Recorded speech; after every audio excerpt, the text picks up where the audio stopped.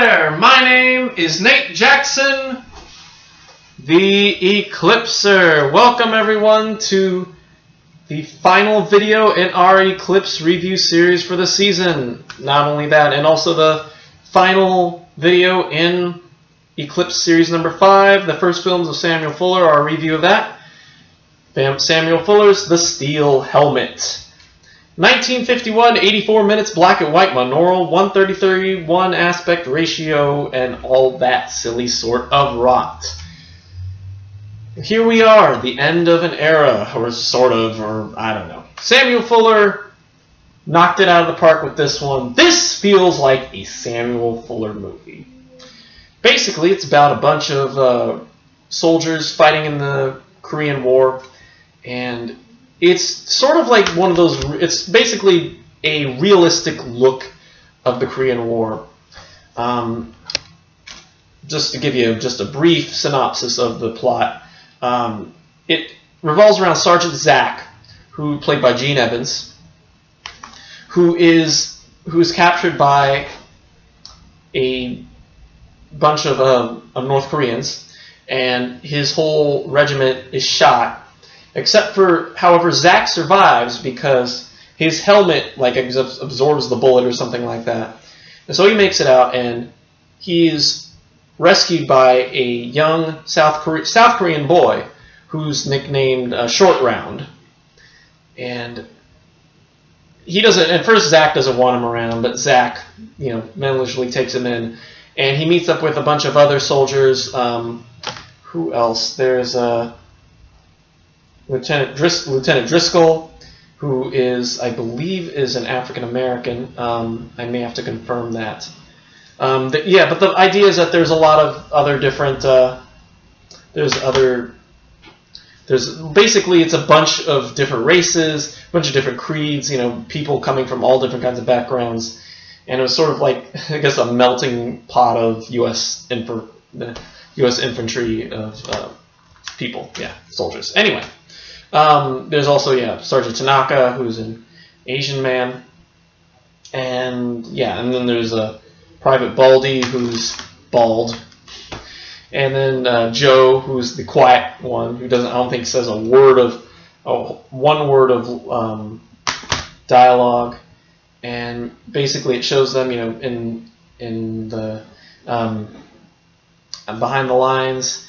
And at one point they end up, taking refuge in a Buddhist temple, and that's where most of the movie, that's about the rest of the movie, is situated. And I'm going to leave it there. I'm not going to tell you the rest of the plot for that one, because it's so good that I, would highly recommend seeing it, especially if you're into war films, especially if you're anti-war films too. This movie definitely does not, side. I mean, obviously sides with, a look at peace. It's not. There is some colorful language, some, sort of insensitive language towards races. But again, that's how it was. I guess that's how it was back there. And again, Fuller being the other thing that's different about this movie, that's different from from I Shot Jesse James and The Baron of Arizona, is that Samuel Fuller produced this one as well. He wrote and directed, I think, the first two movies, but this one was his first, I guess, production too. So this was sort of all more or less his baby, And a lot of this was drawn from his own experiences behind the lines. And so he brought in a lot of realism to it, and it might not be easy to watch, but when you think about the fact that that's how it was, then it's just, you just kind of have to take the good with the bad and all that. And that's basically all I have to say. It's again a great film. There's some surprisingly very funny moments in it. And some of that is because of the fact that soldiers tried to they had to have a good sense of humor if you were going to make it through the war. You couldn't every moment couldn't be extremely serious. I'm sure that people told jokes and all that. There's also a lot of good dialogue, a lot of good dialogue in the movie, and I think probably my favorite scene. And spoiler alert. I wasn't going to mention this, but probably my favorite scene was when Sergeant Zack assassinates the North Korean that they capture, which apparently infuriated the U.S. military because of the depiction of shooting a prisoner of war. The idea was that the U.S., I guess they wanted to hide the fact that soldiers assassinated prisoners of war at times. You were supposed to take them back and I guess rehabilitate them or whatever. And Fuller basically admitted that that's what happened, though. That's really what happened. And so to depict that gives this movie a little more realism than probably other movies, other wartime films at the time.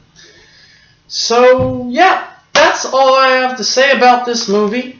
It's a really, really good one. It's I think, probably one of Fuller's best that I've seen. And because of that, give it an A. Fantastic movie. Ranks up there. Let's see. If we were ranking all of Samuel Fuller's movies that we've seen, either here or in the Criterion Collection, I'd say, and there's still one more that Criterion 8 has to show you guys, and that's White Dog. So we can't speak for that one, but I'd say probably maybe I Shot Jesse James is his best, and then The Steel Helmet, and then Pick Up on South Street, then The Naked Kiss, Baron of Arizona, Shot Corridor. I'd probably say that. That's probably the best one. And yeah, so anyway, Steel Helmet, great movie, great anti-war film, A. And ladies and gentlemen, that's it for me. I want to thank you all for tuning in, and I want to thank Criterion 8 for letting me have a place here on his channel, or our channel, I should say. I'm going to be part of this. I'm not going away. There's still 20-something more series in the Eclipse series to review, and I'm going to be here to review every single one of them. So I'm not going anywhere. But I do want to thank you all for tuning in, and I really hope that you guys check a lot of these series out. The 5 we've seen, all 5 of them have great movies. The early Bergman documentaries of Louis Malle, late Ozu, the Raymond Bernard set, and the Samuel Fuller set, all fantastic films. I think my personal favorites of mine are probably, I'd say, I loved Phantom India was great. Calcutta was fantastic. I also really liked Les Miserables. I love that movie, and I also really liked what was the name of that? Not Tokyo Twilight. What was the name of that Yasuhiro Ozu film? Not Late Spring. What was the name of that one that I really, really liked? I know you guys know. But what was that called? I'm going to look on Criterion's site. What was the name of that? Early Spring. Early Spring. I think that was it. Yeah. Early Spring. That was probably another fantastic movie by Mr. Ozu. And yeah. So anyway, I recommend getting these all. I'm probably gonna pick them all. I might pick them all up. Well, I'm definitely gonna pick up the Louis Malle set and the Raymond Bernard set and the Samuel Fuller set. The Bergman set didn't really impress me as much as I would have liked it to. I feel like a lot of his movies were better. His better movies are in the Criterion Collection, and the Ozu set just felt a little repetitive after a while. I feel like a lot of those movies were about arranged marriages and families and all that, And I know that's a lot. That's basically what he wanted to talk about toward the end of his career. But still, that being said, I really liked Early Spring, so I might pick it up just for that movie because it's hard to find anywhere else. But yeah, at least there will be these are good films, and I love the format of the Eclipse series. I love just watching movies, no supplements. Leave that for Criterion 8. He can do that his own damn self. So anyway, that's it for me. Thank you for watching, and keep watching those Eclipse movies, and we will see you all, I guess, later this fall for the Carlos, is that the next one? What's the next one? The Carlos Almeri, what is the name of the next one? Carlos, what are some ones that we're going to see? Let me take a look at what we're going to be looking at next year, or earlier next season. Let's see here. Let me pull up the list here, because I might as well. This is our last episode, so... let me know what your favorite was, by the way. If you're watching this, let me know what your favorite was from the first 5 Eclipse series. What your favorite movie was, what your favorite, the whole series, your least favorite.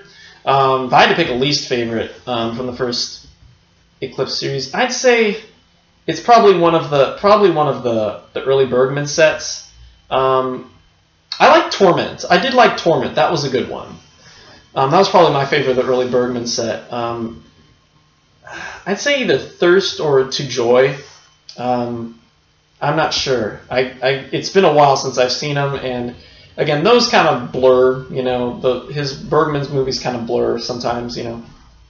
But yeah. So what's the next? What are some of the next sets? Next season we'll be getting into Carlos Saura's flamenco trilogy, as well as post-war Kurosawa, Lubitsch's musicals, the Delirious Victions of William Klein, Silent Ozu, some more Ozu, Larissa Shepitko, and Aki Kaurismäki's Proletariat trilogy. And that'll probably be it. That'll probably be all the movies we'll get through next season. I'm not sure. I haven't figured out what our schedule is. I have to talk to Criterion 8 about that. And yeah, so anyway, we've got plenty more. How many are there? I can't remember now. So there's 44. There's 44, and we've only gotten through the first 5. So I've got 39 left to go. I'm not going anywhere anytime soon. So anyway, that's it for me. Thank you for watching. And wait a minute. Let me look at something here. I'm trying to pull up my grades for what were... Yeah, I'd say probably my least favorite movie was Crisis. Actually, Crisis was my least favorite in the set, because I remember, I gave Torment an A, Port of Call and To Joy an A-, and yeah, everything I gave, and like every movie in the first 5 series, I gave an A, with the exception of Crisis, which I gave a B.